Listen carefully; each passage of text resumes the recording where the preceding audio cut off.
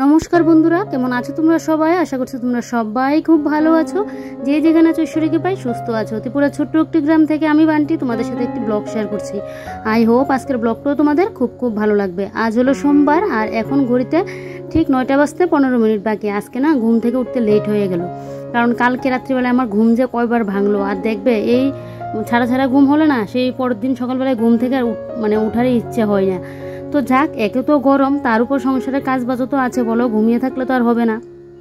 তো এদিকে ঘুম থেকে উঠেই তো এদিকে সংসারের কাজে বাজে লেগে পড়লাম। আজকে আর চা টিফিন করা হয়নি ভাবছিলাম যেন কি চা টিফিন খেয়েছি নাকি, কারণ বয়সটা তো পরে দিচ্ছিলাম, তাই বলছিলাম না গো চা টিফিন কিন্তু করেছি, চা খাওয়া হয়েছে। চাটা খেয়ে তারপরে কিন্তু আমি ব্লগটা শুরু করেছি।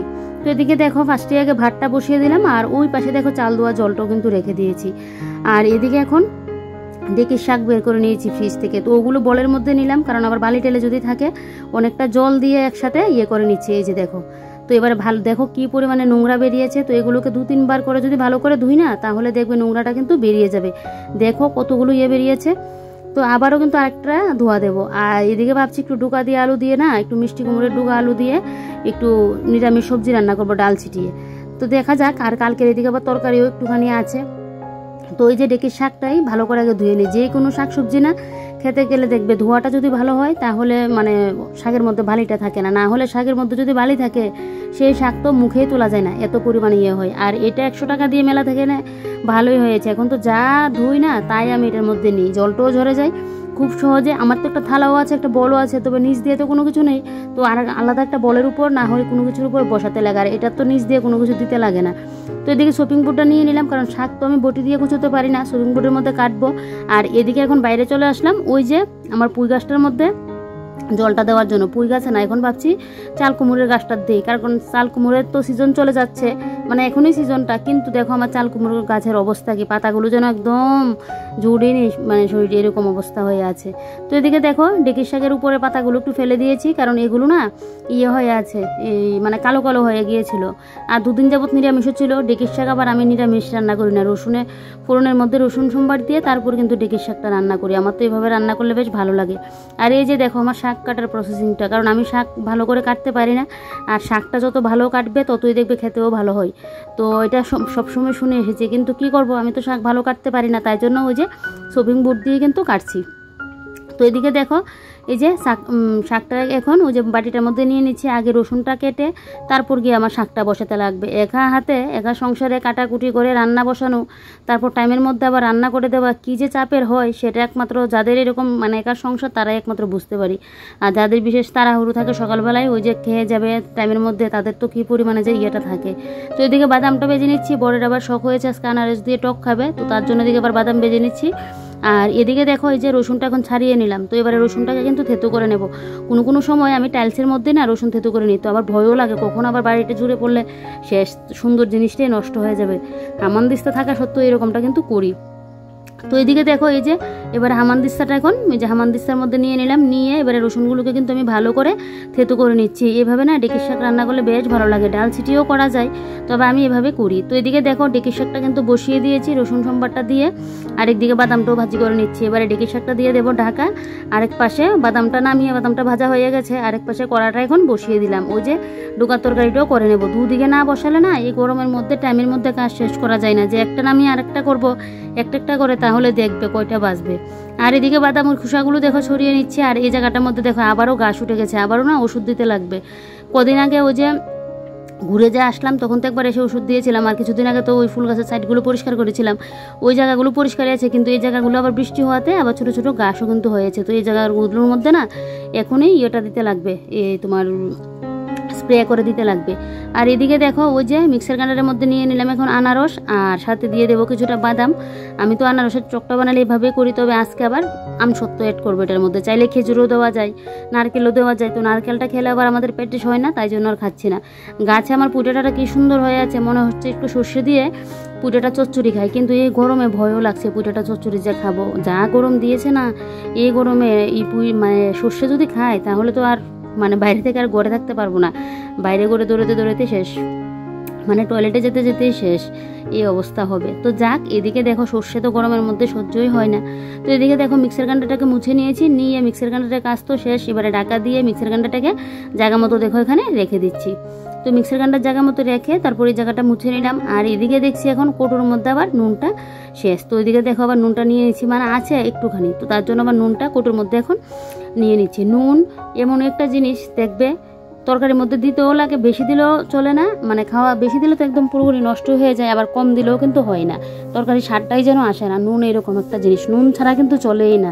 দেখবে তুমি লঙ্কার গুঁড়ো না দিয়েও পারবে, তারপর জিরের গুঁড়ো হলুদ গুঁড়ো বাদে দিলাম, তরকারিটা একটু সাদা সাদা ফেসকা হবে, এগুলো না দিয়ে কিন্তু পারা যায়, কিন্তু নুন ছাড়া কিন্তু অসম্ভব ব্যাপার। তো যাক, নুনটা বেশি দিলেও আবার হয় না, আবার কম দিলেও কিন্তু টেস্ট আসে না, পরিমাণ মতো দিতে লাগে। তো যাক, এদিকে দেখো এবারে চাটনির মধ্যে দিয়ে দিলাম আমসত্ত্বটা, লাস্টে দিলাম, না হলে আমসত্ত্বটা এমনিতেই গলে যাবে দেখবে। তো এদিকে দেখো এবারে চাটনি আমার কিন্তু পুরোপুরি হয়ে গেছে। চাটনিটাকে নামিয়ে এদিকে আমার এখন ওই যে চালনিটা, মুড়ি চালনিটার মধ্যে চাল করেছিলাম, তো তার জন্য আবার চালনিটাকে একটু ভালো করে মুছে নিয়েছি, নিয়ে চালনিটাকে জায়গা মতো রেখে এবারে এই যে এই জায়গাটা এখন মুছে নিচ্ছি। এই জায়গাটার মধ্যে তো আমার সকালবেলা ওই যে রান্না বান্না এটা ওটা নেই, তো এই জায়গাটা আমার প্রত্যেক দিন পরিষ্কার করে রাখতেই লাগে। তারপরে দিকে দেখো ওই যে ফিল্টারটা পরিষ্কার করে নিচ্ছি। আজকে রান্নাবান্না বসিয়ে তো বেশি একটা কাজ করতে পারিনি, রান্নাবান্না মোটামুটি শেষ, এখনও রান্না হচ্ছে, ধরতে গেলে রান্না বসিয়ে করছি, রান্না হতে হতে এই কাজগুলো কিন্তু করে নিচ্ছি, কারণ একার সংসারে একটু বুদ্ধি করে কাজগুলো না করলে টাইমের মধ্যে শেষ করা যায় না। আর জানো তো এত গরম অসহ্য লাগছে, সেই আবার আগের গরমের মতো দিচ্ছে, এত পরিমাণে গরম দিচ্ছে, সেই নাজেহাল অবস্থা গরমে। তো এদিকে দেখো এবারে এই যে জলের বালতিগুলো ভালো করে মুছে নিয়েছি, নিয়ে এবারে ওই যে আমার গ্লাস রাখার র্যাকটা ওইটাও আমি মুছে নিচ্ছি। এটাকে কি র্যাকই বলে না কি বলে আমি জানি না, তো ওইটাকে মুছে নিচ্ছি। তো এবার একটা একটা করে গ্লাসও আবার মুছামুছি করে রাখছি। গ্লাসটা না আগে ফার্স্টে ছিল ফ্রিজের উপর, তারপর ছিল ওই যে মশলাদানির এখানে, তারপর ফিল্টারের উপর রাখলাম, কারণ জল খেতে গেলে ফিল্টার থেকে নিতে হয়, তো সেই ফিল্টারের উপর রাখলেই ভালো হয়। তো এদিকে দেখো এবারে ওই যে এই সাইডের উপরে টিনগুলো আবার একটুখানি মুছে দিচ্ছি। আর কালকে মাথায় দিয়েছিলাম তেল, তার জন্য আরও আমার গরমটা বেশি লাগছে, এত পরিমাণে মাথায় তেল দিয়েছি না কি বলি তোমাদেরকে, এত পরিমাণে তেল দিয়েছি, তার জন্য দেখো মাথা পুরো হয়ে আছে।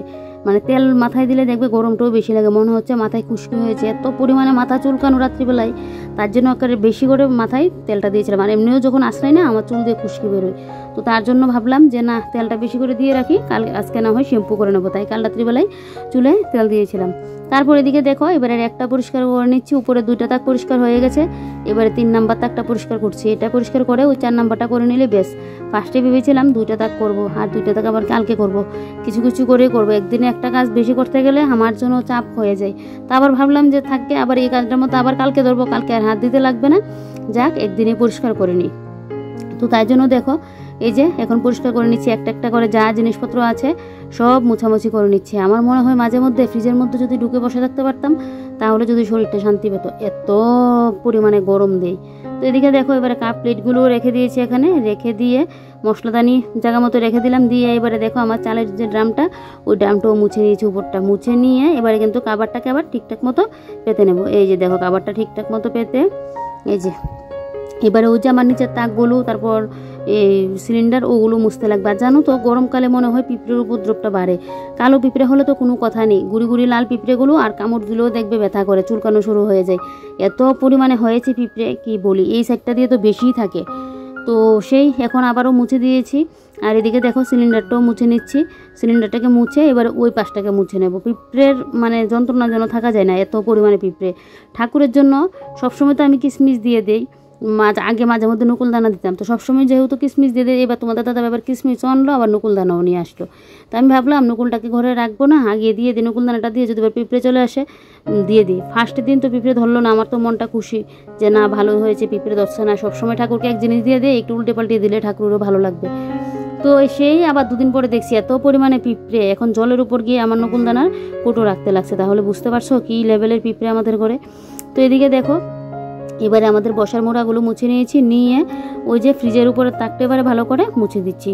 তো এই যে দেখো ফ্রিজের উপরে তাকটাকে মুছে ভালো করে তারপর কাপড়টাকে ভাবছি এইভাবে না পেতে একটু কাপড়টাকে যদি কাটিং করে দিই, দেখবে দুই সাইড দিয়ে পুরো ঝুলে থাকে, তো সেটা আবার ভালো লাগে না।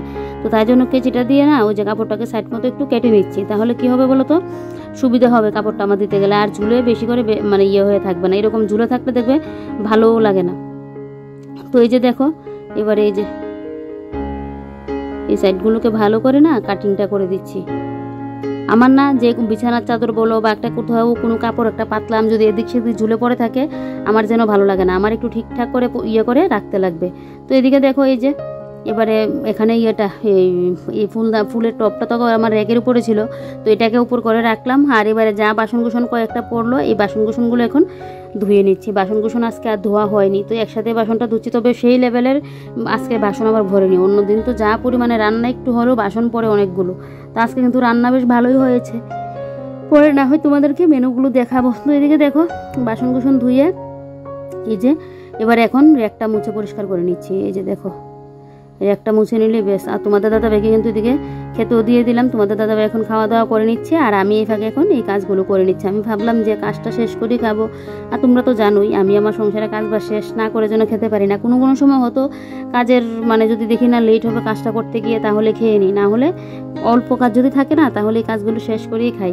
আর গরমের মধ্যে যেন খিদেটাও বেশি পাই না। সকালবেলায় খেয়েছিলাম কিন্তু চা বিস্কিট, তারপরেও যেন খিদে একটা অতটা পাচ্ছে না। তো এদিকে দেখো আমার রান্নাঘর পুরোপুরি ক্লিন করা হয়ে গেছে, আর দেখো কতটা চকচকে করছে। আলাদা যে কোনো জিনিস তুমি ক্লিন করার পর দেখতে দেখবে সে অন্যরকম যেন একটা লাগে। তবে রান্নাঘরটা মুছতে হবে, মুছবো। তার আগে ভাবলাম যে রান্নাঘরটা যে গুছিয়ে নিলাম তোমাদেরকে একবার দেখাই। সকালবেলা তোমাদের দাদাভাই কত উলু বোতল ভর্তি করেছিল, দেখো আবারও 3খানা বোতল খালি হয়ে গেছে। এগুলো ভর্তি করতে লাগবে, কারণ গরম প্রচণ্ড, তো এমনিতে বোতল রাখতে লাগে, ওই আমার সামনের রুমে নিয়ে একটা রাখতে লাগে, ফ্রিজের মধ্যে দিয়ে রাখি কতগুলো, আমার রান্নার এখানে লাগে, তাহলে তো বোতলের ইয়েটা বেশিই লাগে। আর দেখে নিলে আমার রান্নাঘরটা আমি রান্না করতে করতে কীভাবে পরিষ্কার করে নিলাম। এবারে চলো এবারে রান্নাঘরটা মুছে নিই। রান্নাঘরটা মুছেই না হয় সকালের খাওয়া দাওয়াটা করব। তার আগে মেনুগুলো একবার দেখিয়ে দিই। এখানে আছে ভাত, এখানে আছে এই যে দেখো কালকের কিছুটা মাংস রয়েছে, রাত্রিবেলায় বাঁশকুড়ুল দিয়ে মাংস দিয়ে রান্না করেছিলাম, একটুখানি ছিল। আর এখানে ডেকির শাক রসুন সম্বার ফোড়নে দিলাম। আর এদিকে দেখো কুমড়ো ডাঁটা দিয়ে আলু দিয়ে ডাল ছিটিয়ে করেছি। আর এদিকে ওই যে আনারসের চাটনি। এই হলো কি আজকের মেনু। আর এবারে আমি দেখো ঘরটা মুছে নিচ্ছি, ফেনাইল দিয়ে ঘরটা মুছে। তবে আজকে লাঠি দিয়ে আর মুছছি না, হাত দিয়ে আমার মুছার মন চাইছে। দেখবে লাঠির মুছা আর হাতের মুছার মধ্যে কিন্তু অনেকটা তফাৎ থাকে। তবে হাত তুমি যেই তলাটা না নিতে পারবে, কিন্তু লাঠি দিয়ে দেখবে কোনাকানি মেরে কিন্তু ভালো করে মুছা যায়। তবে হাতের মুছাটা না অনেকটা ফ্রেশ হয়, লাঠির মুছাটা অতটা মনে হয় ফ্রেশ হয় না, আমার তো এরকমটাই লাগে। তবে ওই যে এখন হাত দিয়ে মুছতে পারি না, ওই যে বসে বসে গিয়ে হাত দিয়ে মুছা ওটা যেন পারি না। একটা সময় কিন্তু কতগুলো ঘর এই হাত দিয়ে কিন্তু মুছতাম, কিন্তু এখন যেন কেন পারিই না। এখন লাঠি দিয়ে মুছতে মুছতে একটা অভ্যাস হয়ে গেছে, তো তাই।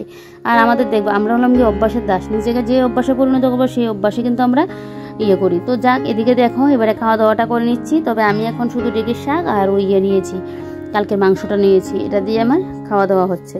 তারপর আর কি আর একটুখানি রেস্টও করলাম না, এসেই এখন আবারও কাজে লেগে পড়লাম। তো এদিকে দেখো ড্রেসিং টেবিলটা পুরোপুরি পরিষ্কার করে নিচ্ছি।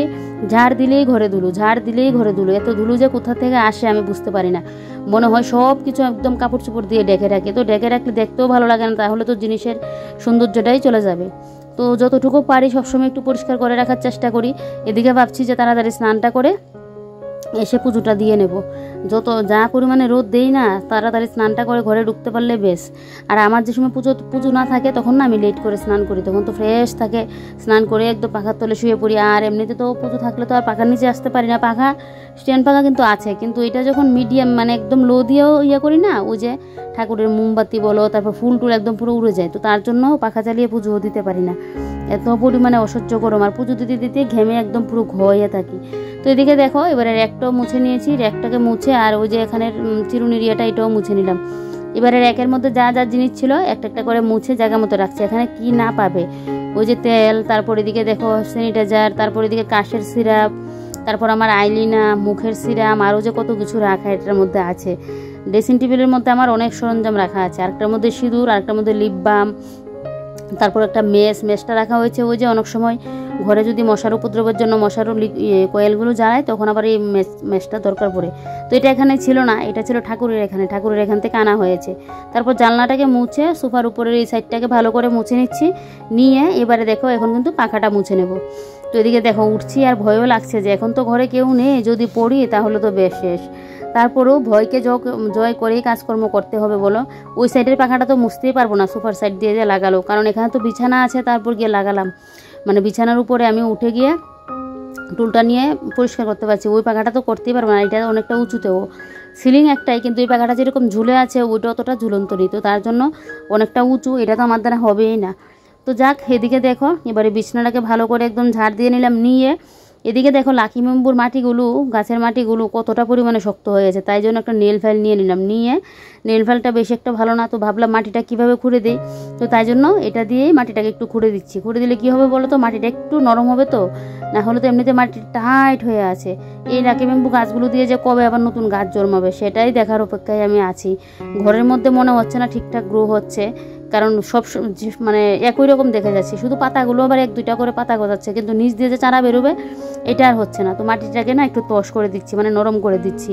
তারপর এদিকে দেখো এই টুলটা মুছে নিচ্ছি। এখন তো আর খেতে বসলে আমার এই বড় টুল লাগে না, তো এই টুলটা এখন পেছনের রুমেই থাকে। অনেক সময় পাখা মুছতে গেলে বা একটা কোনো কিছু উঁচুতে রাখা না নিতে পারলে তখন গিয়ে এই টুলটার আমার দরকার পড়ে।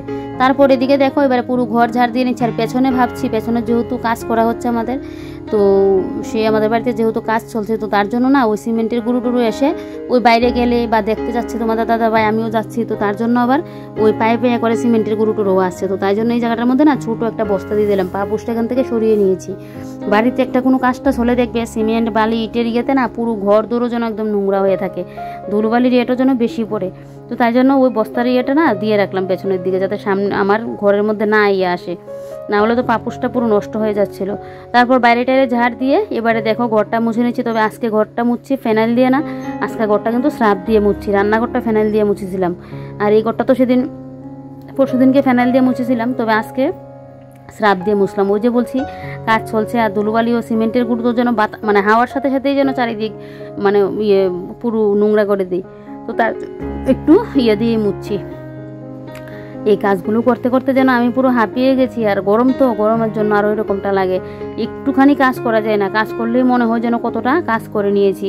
তারপরেও এগুলো চোখে দেখে তো না করেও থাকতে পারি না বলো, যে না করবো না, গরম লাগছে, শুয়ে থাকবো, বসে থাকবো, এটা আবার আমি পারবো না। আমার না ওই যে নিজে পরিপাটি হয়ে থাকবো, ঘর দূর নোংরা করে থাকবো, এটা আমার কোনো সময়ই না। বিয়ের আগে আমার মাকেও দেখতাম সবসময় মার ঘর দূর, মার কাজ নিয়ে সবাই মানে পাড়ার লোক না প্রশংসা করতো, বলতো মানে তোটা মানে পরিষ্কার করে মা করে রাখতো। এখন তো মা অসুস্থ, তো সেগুলো করতে পারে না, না হলে ওই তখন যদি ব্লগ করতাম হয়তো তোমরা ভিডিওতে দেখতে পেতে কতটা মাটির ঘর ছিল, তখনই আমাদের এত করে রাখতো। আর এখন তো মানে ঘর হয়েও তারপরেও মা মানে যত্ন করে রাখতে পারে না, কারণ মা নিজেরই শরীর অসুস্থ, যত্ন আর করবে কি, ঘরের যত্ন বাদ দাও, কারণ নিজের শরীর ঠিক থাকলে সব কিছুই ঠিক। তো এদিকে দেখো এবারে গিয়ে এখন স্নান করে এসে পুজোটাও দিয়ে নিচ্ছি। পুজোটা দেওয়া আমার কমপ্লিট, এবারে ঠাকুরের থালা বাসনগুলো নামিয়ে নিচ্ছি। তবে এখন মাজা ঘষা করতে পারবো না, বিকেলে মাজা ঘষা করে রাখবো। এখন গিয়ে একটু রেস্ট করতে হবে, আমার শরীর দিয়ে যেন আগুন জ্বরছে, এত পরিমাণে গরম লাগছে। তো চলো বাসনকোটা এখানে রাখি, আর আজকের ব্লগটা এখানে শেষ করি। তোমরা সবাই ভালো থেকো।